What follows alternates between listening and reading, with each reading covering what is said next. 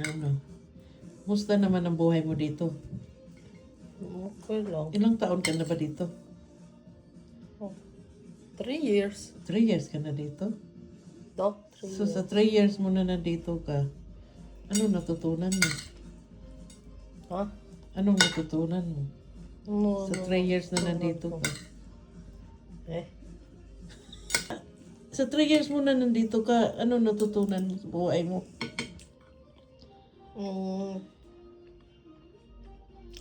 Kailangan mabilis. Tapos, hindi mo patay-patay sa trabaho na. Kailangan on time ka. Ano pa? Ano pa natutunan mo sa 3 years mo dito? Yun! Anong yun? Yun lang ang natutunan mo? Sa buhay? Yeah. Yun lang natutunan mo sa buhay mo sa 3 years mo. Yun lang kailangan mabilis. Ano pa?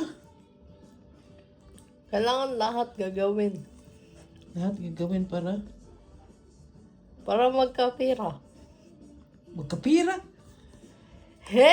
Lahat gagawin. Maghugas, magwalis, mag-vacuum. Oh, Para magkapira ka. Para na mayroon ka allowance. pero meron akong allowance. Dapat lang magtrabaho, matuto sa buhay. Oh, Oo. Kasi pag hindi ka matuto sa buhay, wala ka talaga. ordoy. Purdoy.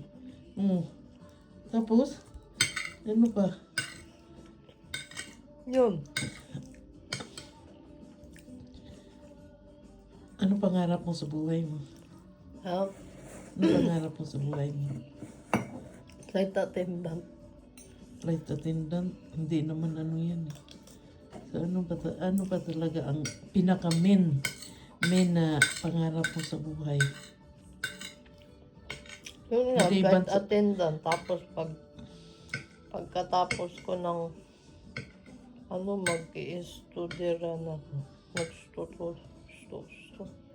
Studiren! Studiran. Mag-study ka, maipatuloy mo yung Sprache.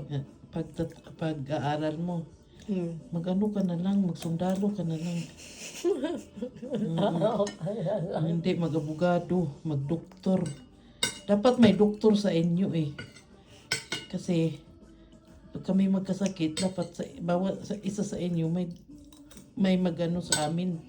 Experimentan ko kayo. Dapat mag-doktor o abogada.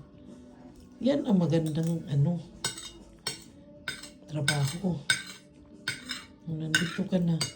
Nandito tayo nakatira sa Mines. nandito lahat pagdating sa mga medical. Kaya pagkakataon mo na.